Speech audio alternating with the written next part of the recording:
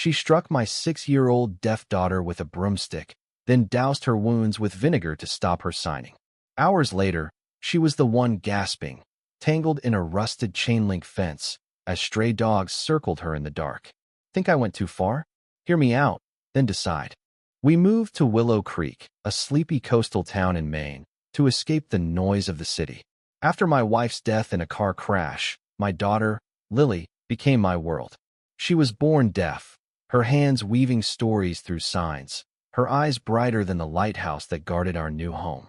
At 6, she was a spark of joy, sketching wildflowers on our driveway with chalk. I'm a retired district attorney, used to building cases, not breaking people. Willow Creek promised peace, a place where Lily could grow without judgment. But peace is fragile when cruelty wears a smile.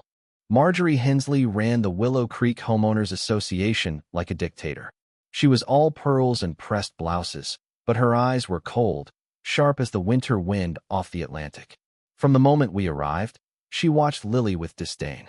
Those hand gestures are disruptive. She snapped at a neighborhood barbecue, loud enough for me to hear. They scare my cat.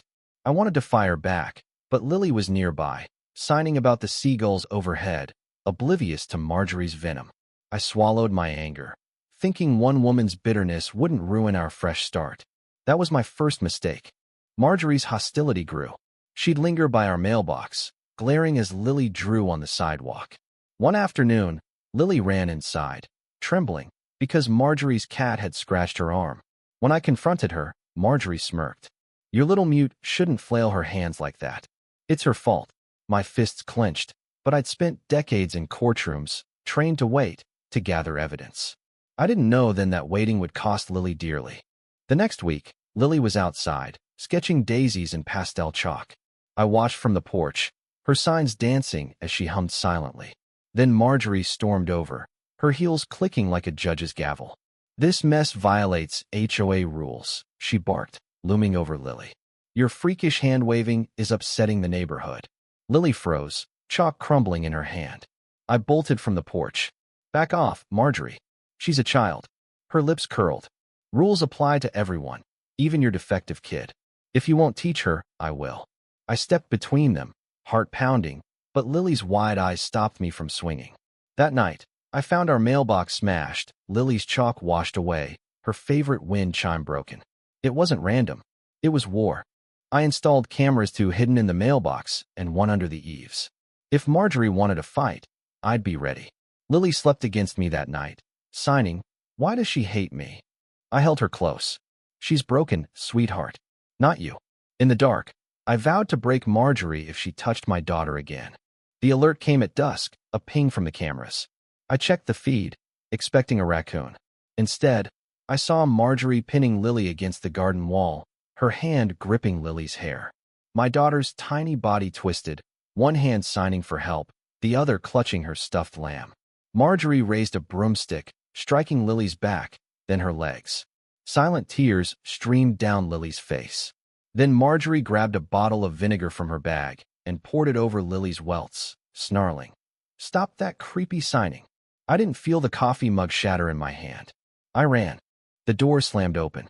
Lily was curled on the ground, soaked and shaking, her lamb in the dirt. Marjorie raised the broomstick again, smirking. I tackled her, sending her sprawling into the grass. She gasped, blood trickling from her lip. I scooped Lily up. She clung to me, her signs frantic. Marjorie coughed. You'll regret this, you lunatic. My voice was ice. You tortured my daughter. Regret's coming for you. I carried Lily inside, locking the door. She'd crossed a line, and I was no longer a lawyer. I was a father, burning. Lily trembled as I wrapped her in a blanket, bruises blooming on her arms. Her hand signed, "Will she come back?" I couldn't answer. I grabbed my coat and boots, turned off the baby monitor, and stepped outside. Marjorie was on my lawn, brushing dirt off her skirt like nothing had happened. Daddy's upset, she cooed. Go ahead, hit me. I'll have the cops here in 10. I stepped closer, voice low. You beat a deaf child with a broomstick. You poured vinegar on her wounds. You laughed while she begged in silence. She scoffed. She's a nuisance. You want sympathy? Call a talk show. That was it. I grabbed her wrist, twisting until she yelped, and dragged her across the yard. She screamed, clawing at me, but I didn't stop. We crossed the alley to the old fishing dock, where rusted chain-link fences lay tangled in the weeds.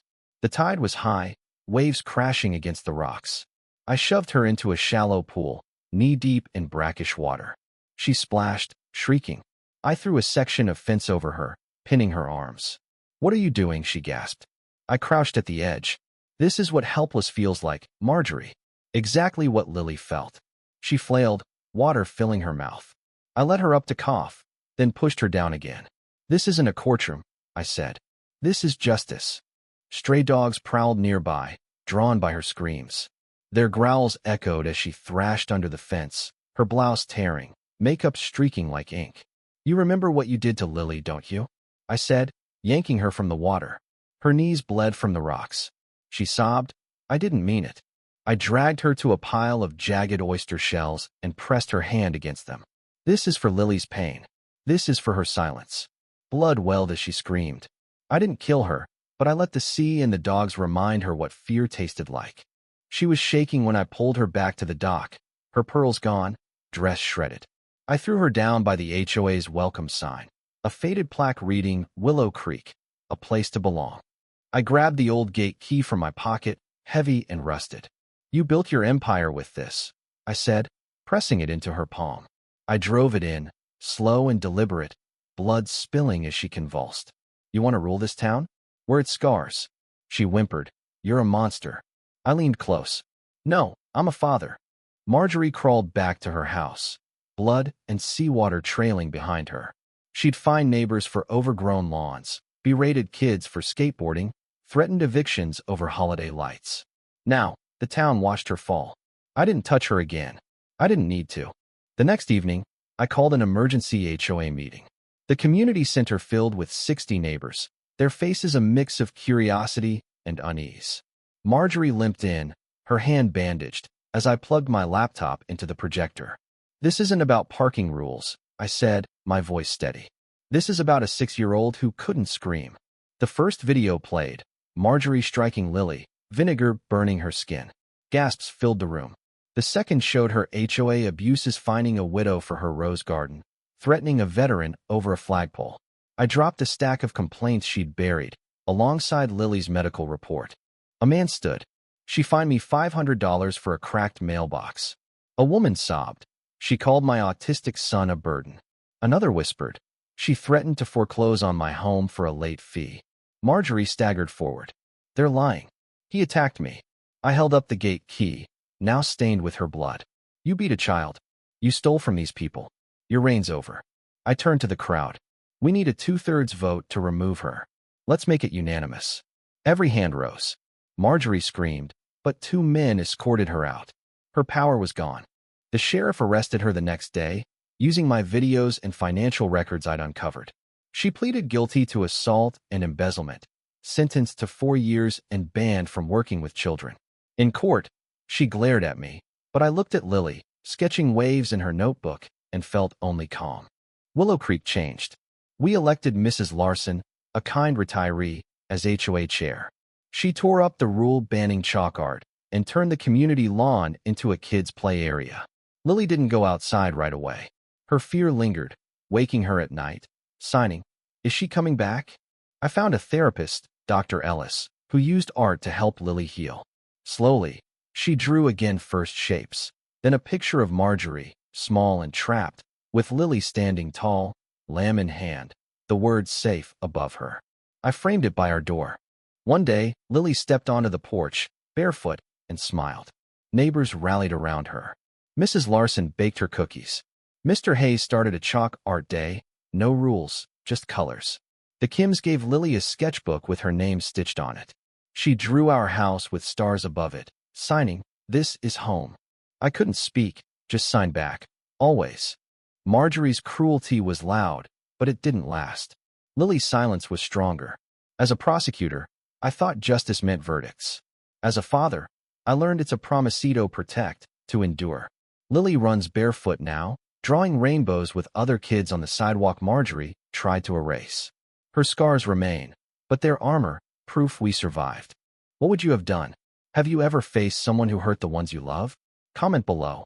Would you fight for justice, or let the system handle it? Share your stories of standing against cruelty. Let's show the world that silence isn't weakness and love outlasts hate. Like, subscribe, and share to spread this message. Together, we're louder than any bully.